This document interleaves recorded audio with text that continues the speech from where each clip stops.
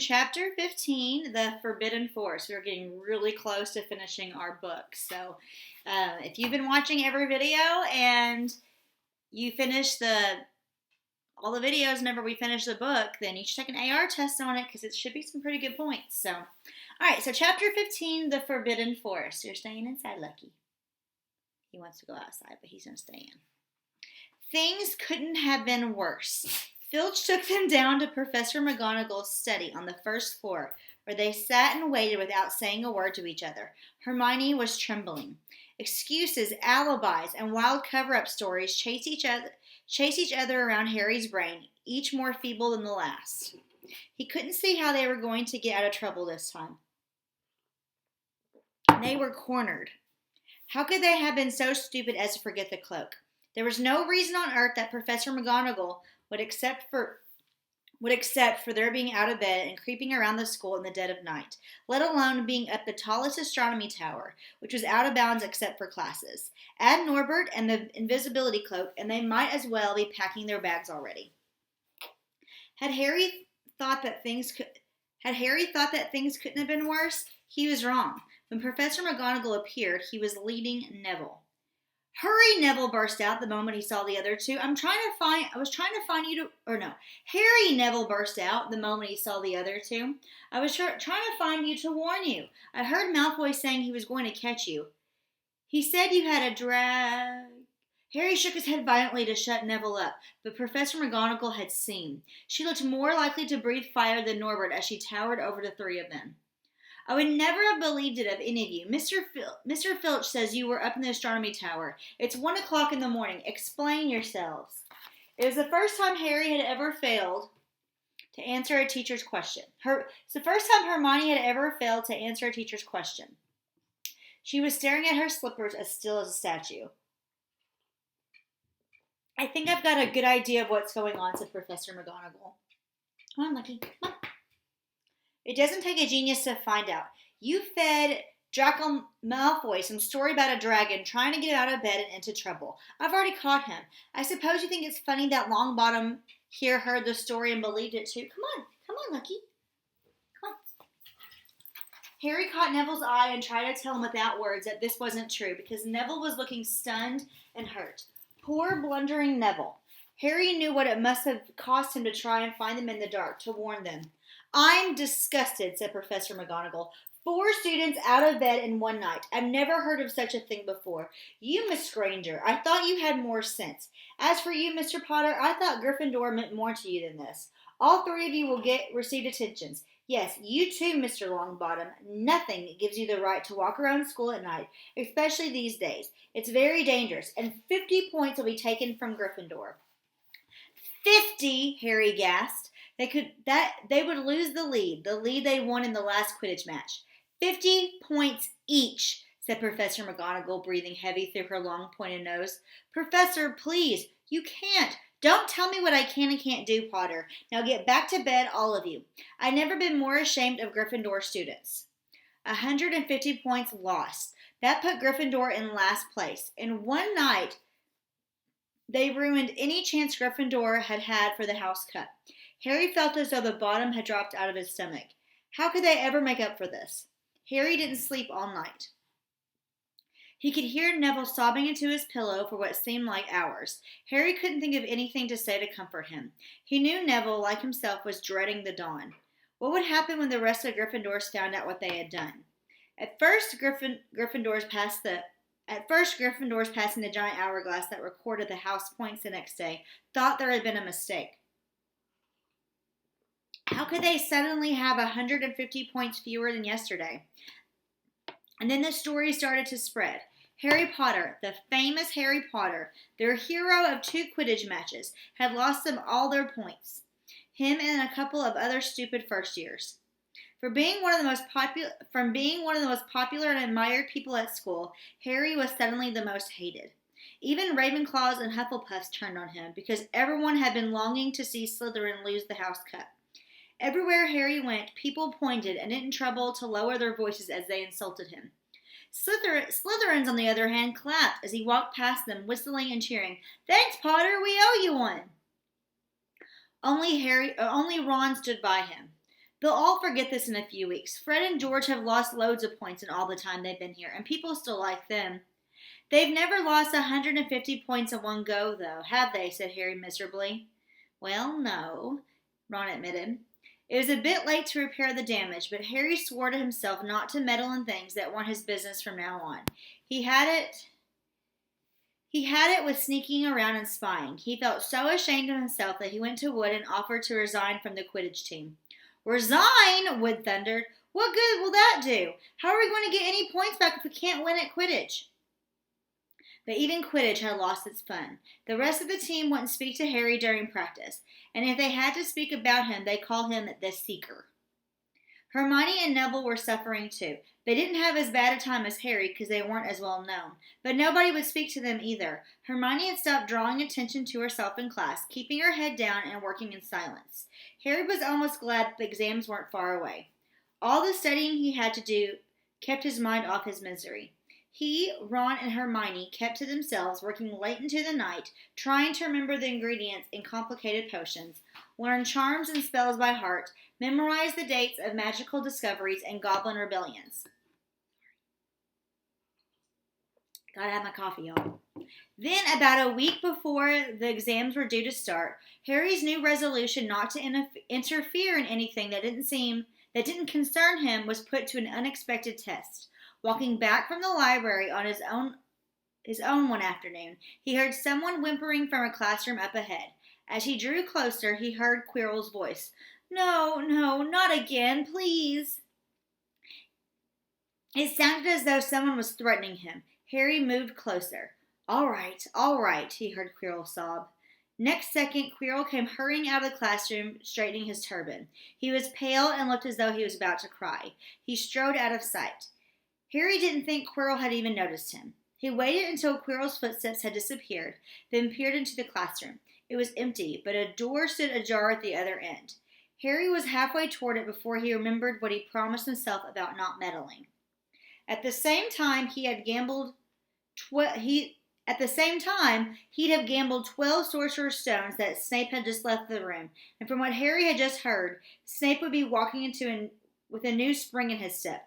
Quirrell seemed to have given in at last. Harry went back to the library where Hermione was testing Ron out on astronomy. Harry told them what he'd heard. Snape's done it then, said Ron. If Quirrell's told him how to break his anti-dark force spell. They're still fluffy, though, said Hermione. Maybe Snape's found out how to get past him without asking Hagrid, said Ron, looking up at the thousands of books surrounding them. I bet there's a book somewhere in here telling you how to get past a giant three-headed dog. So what do we do, Harry? The light of adventure was kindling again in Ron's eyes, but Hermione answered before Harry would.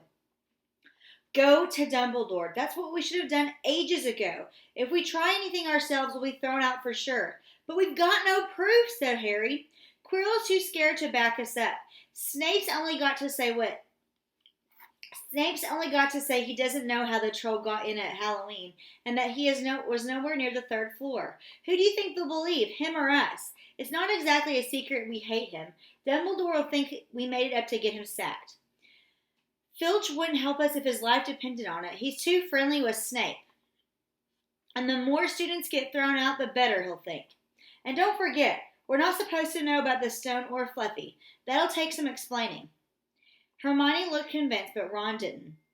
If we just do a bit of poking around. No, said Harry flatly. We've done enough poking around. He pulled a map of Jupiter toward him and started to learn the names of its moons. The following morning, notes were delivered to Harry, Hermione, and Neville at the breakfast table. They were all the same.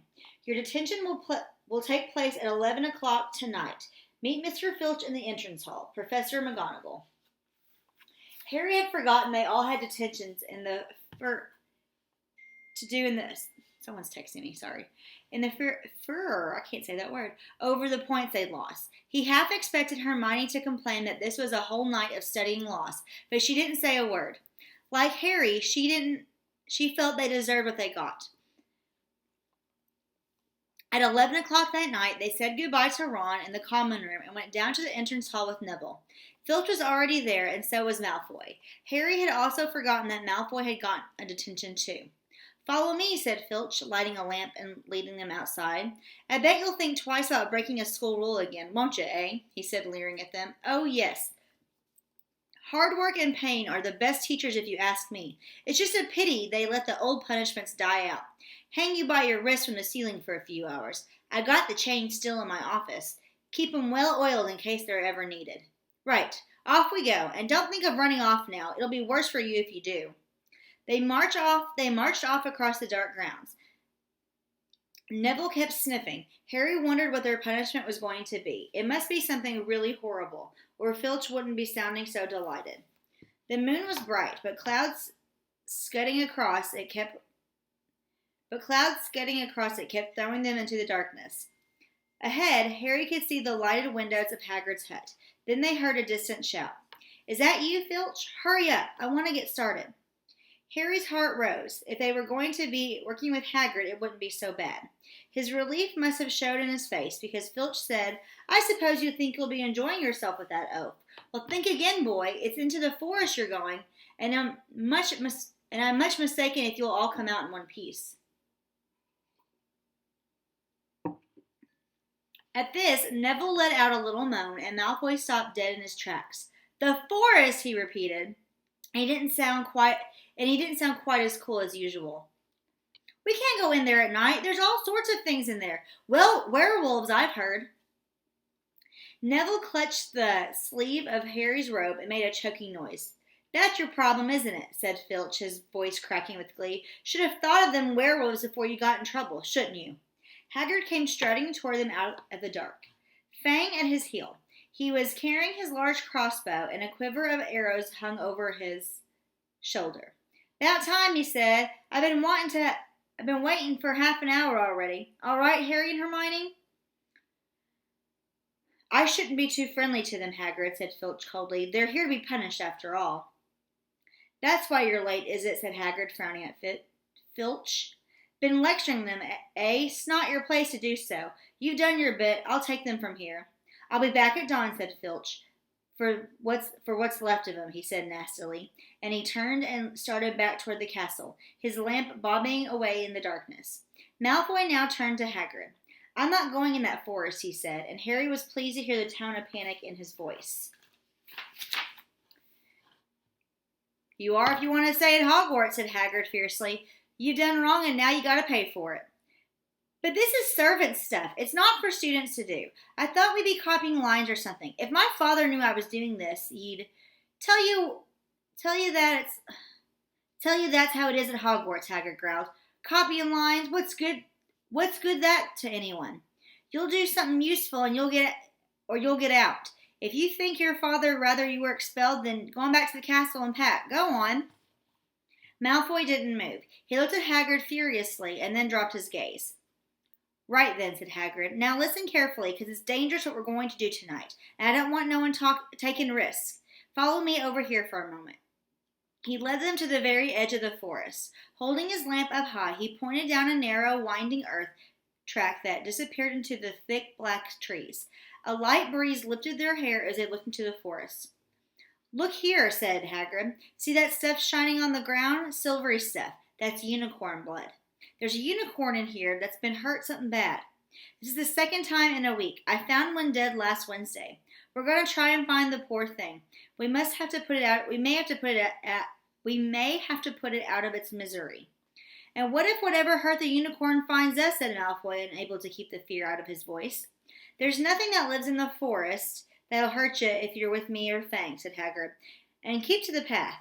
Right now, we're going to split into two parties and follow the trail into different directions. There's blood all over the place. It must have been staggering around since last night at least.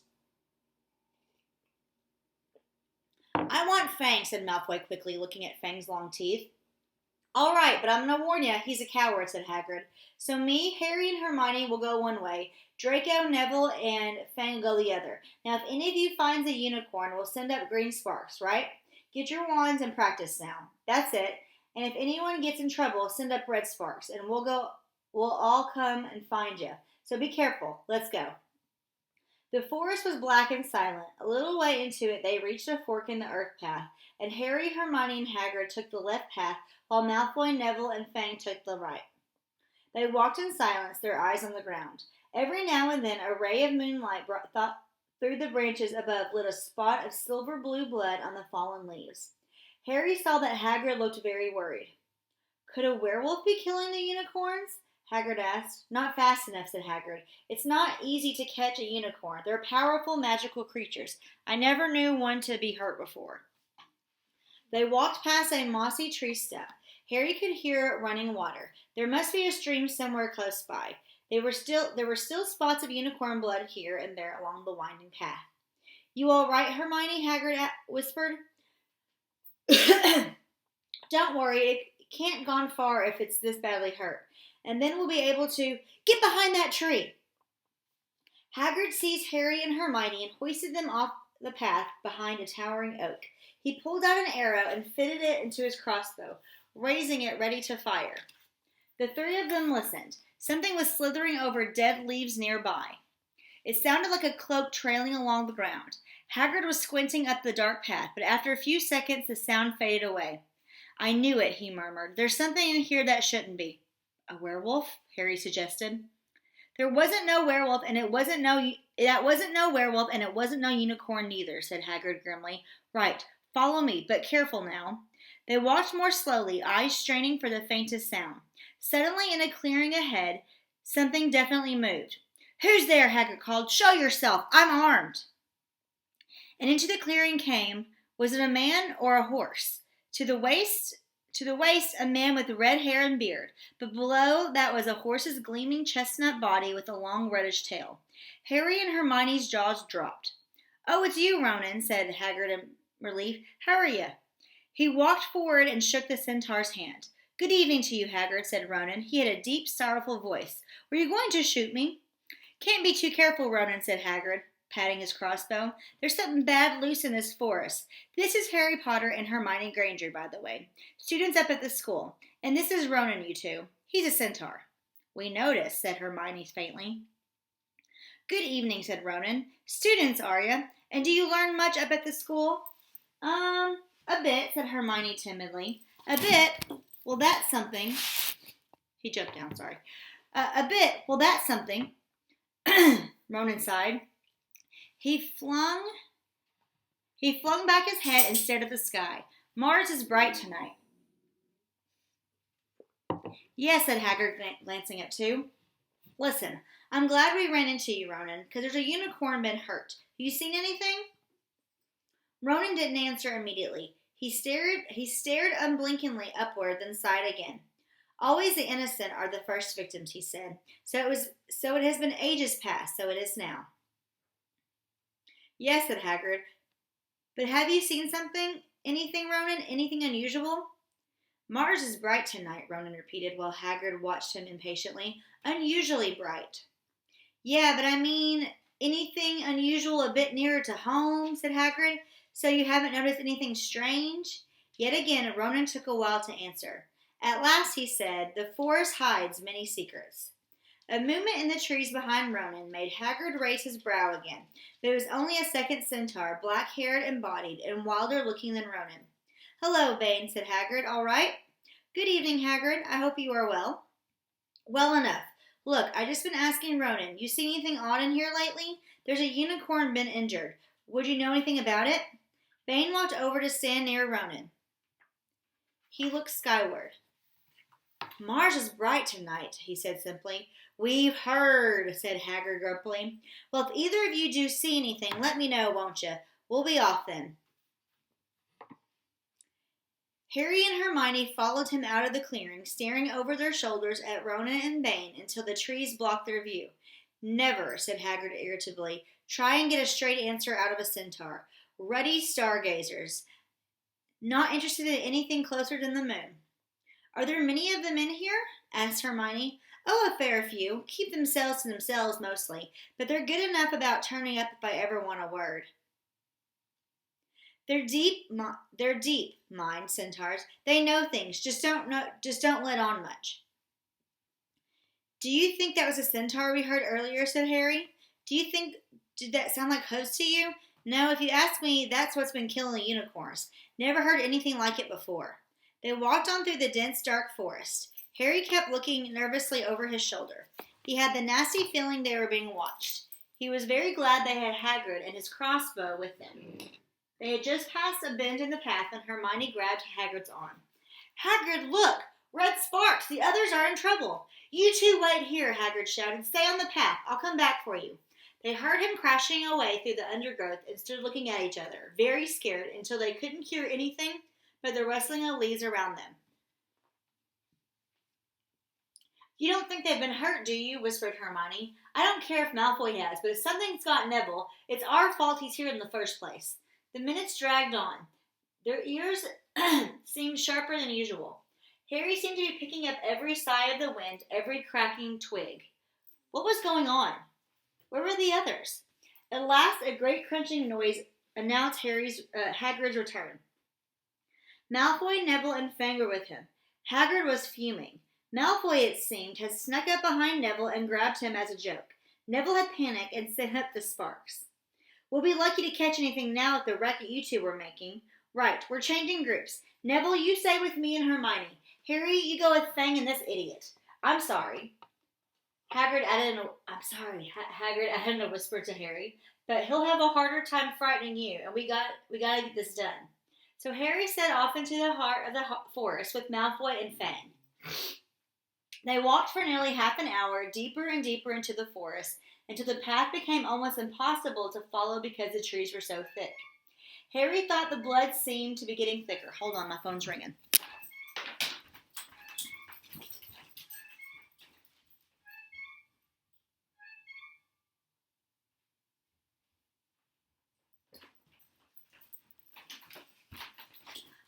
I need to put it on silent tomorrow. Sorry, guys. All right. Where was I?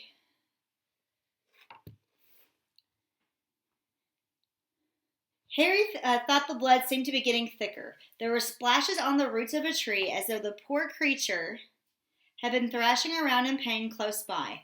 Harry could see a clearing ahead through the tangled branches of an ancient oak. Look, he murmured, holding out his arm to stop Malfoy. Something bright white was gleaming on the ground. They inched closer. It was a unicorn, all right, and it was dead. Harry had never seen anything so beautiful and sad. Its long, slender legs were stuck out at odd angles where it had fallen, and its mane was spread pearly white on the dark leaves. Harry had taken one step toward it when a slithering sound made him freeze where he stood. A brush on the edge of the clearing quivered. Then out of the shadows, a hooded figure came crawling across the ground like some stalking beast. Harry, Malfoy, and Fang stood transfixed. The cloaked figure reached the unicorn, lowered its head over the wound in the animal's side, and began to drink its blood. Ah! Malfoy let out a terrible scream and bolted. So did Fang. The hooded figure raised its head and looked right at Harry. Unicorn blood was dribbling down its front. It got to its feet and came swiftly toward Harry. He couldn't move for fear. Then a pain like he never felt before pierced his head. It was as though his scar were on fire. Half blinded, he staggered backwards. He heard hooves behind him galloping, and something jumped clean over Harry, charging at the figure. The pain in Harry's head was so bad he fell to his knees. It took a minute or two to pass. When he looked up, the figure had gone. A centaur was standing over him, not Ronan or Bane. This one looked younger. He had white blonde hair and a palomino body. Are you all right? Said the centaur, pulling Harry to his feet. Yes, thank you. What was that? The centaur didn't answer. He had astonishing blue eyes, like pale sapphires. He looked carefully at Harry, his fingers lingering on the scar that stood out, livid, on Harry's forehead. You are the Potter boy, he said. You had better go back to Hagrid. The forest is not safe at this time, especially for you. Can you ride? It'll be quicker this way. My name is Firenze, he added as he lowered himself on his front legs so Harry could clamber onto his back. There was suddenly a sound of more galloping from the other side of the clearing. Ronan and Bane came bursting through the trees, their flanks heavy and sweaty. Firenze, Bane thundered, what are you doing? You have a human on your back. Have you no shame? Are you a common mule? Do you realize who this is? Said Firenze. This is the Potter boy. The quicker he leaves the forest, the better. What have you been telling him? Growled Bane. Remember, friends, we are sworn not to get ourselves against the heavens. Have we not read what it is to come in the movements of the planets? Ronan pawed the ground nervously. I'm sure Ferenz thought he was acting for the best, he said in his gloomy voice. Bane kicked his back legs in anger. For the best? What is that to they talk different to me. What is that to do with us? Centaurs are concerned with what has been foretold. It is not our business to run around like donkeys after stray humans in our forest. Ferenz suddenly roared onto his hind legs in anger, so that Harry had to grab his shoulder to stay on. Do you not see that unicorn? Ferenz bellowed at Bane. Do you not understand why it was killed? Or have the planets not let you in on the secret? I set myself against what is lurking in this forest, Bane. Yes, with humans alongside me if I must. And Ferenz whisked around with Harry clutching on as best as he could. They plunged off into the trees, leaving Ronan and Bane behind them. Harry didn't have a clue what was going on. Why is Bane so angry? He asked. What was that thing you saved me from anyway? Ferenz slowed to a walk, warned Harry to keep his head bowed in case of low-hanging branches, but did not answer Harry's question. They made their way through the trees in silence for so long that Harry thought Ferenz didn't want to talk to him anymore. They were passing through a particularly dense patch of trees, however, when Ferenz suddenly stopped. Harry Potter, do you know what unicorn blood is used for? No, said Harry, startled by the odd question. We've only used the horn and tail hair in potions. That is because it is a monstrous thing to slay a unicorn, said Ferenz. Only one who has nothing to lose and everything to gain would commit such a crime. The blood of a unicorn will keep you alive, even if you are an inch from death, but at a terrible price. You have slain something pure and defenseless to save yourself, and you will have but a half-life, a cursed life, from the moment the blood touches your lips. Harry stared at the back of Ferenz's head, which was dappled silver in the moonlight. But who be that desperate, he wondered out loud. If you're going to be cursed forever, death's better, isn't it? It is, Ferenz agreed, unless all you need is to stay alive long enough to drink something else, something that will bring you back to full power and strength, something that will mean you can never die. Harry Potter, do you know what is hidden in the school at this very moment? The Sorcerer's Stone, of course, the elixir of life, but I don't understand who. Can you think of nobody who has waited many years to return to power, who has clung to life awaiting their chance? It was as though an iron fist had clenched suddenly around Harry's heart. Over the rustling of the trees, he seemed to hear once more what Hagrid had told him on the night they had met. Some say he died. Codswallop, in my opinion. Don't know if he had enough human left in him to die. Do you mean, Harry croaked, that was Vol? Harry, are you all right? Hermione was running toward him down the path, Hagrid puffing along behind her. I'm fine, said Harry, hardly knowing what he was saying. The unicorn's dead, Hagrid. It's in that clearing back there. This is where I leave you, Ferenz murmured as Hagrid hurried off to examine the unicorn. You are safe now. Harry slid off his back. Good luck, Harry Potter, said Ferenz. The planets have been read wrongly before now, even by centaurs. I hope this is one of those times. He turned and cantered back into the depths of the forest, leaving Harry shivering behind him. Ron had fallen asleep in the dark common room, waiting for them to return. He shouted something about Quidditch fouls when Harry roughly shook him awake. In a matter of seconds, though, he was wide awake as Harry began to tell him and Hermione what had happened in the forest. Harry couldn't sit down. He paced up and down in front of the fire. He was still shaking. Snape wants the stone for Voldemort, and Voldemort's waiting in the forest. And all this time we thought Snape just wanted to get rich. Stop saying the name, said Ron in a terrified whisper, as if he thought Voldemort could hear them. Harry wasn't listening. Ferenz saved me, but he shouldn't have done so. Bane was furious. He was talking about interfering with what the planets say is going to happen. They must show that Voldemort's coming back. Bane thinks Ferenz should have let Voldemort kill me. I suppose that's written in the stars as well. Will you stop saying his name? Ron hissed. So all I've got to wait for now is Snape to steal the stone. Harry went on feverishly. Then Voldemort would be able to come and finish me off. Well, I suppose Bane will be happy. Hermione looked very frightened, but she had a word of comfort. Harry, everyone says Dumbledore is the only one you know who was afraid of. With Dumbledore around, you know who won't touch you. Anyway, who says the centaurs are right? It sounds like fortune telling to me, and Professor McGonagall says that's a very imprecise branch of magic. The sky had turned light before they stopped talking. They went to bed exhausted, their throats sore. But the night surprises weren't over. When Harry pulled back his sheets, he found his invisibility cloak folded neatly underneath them. There was a note pinned to it, just in case.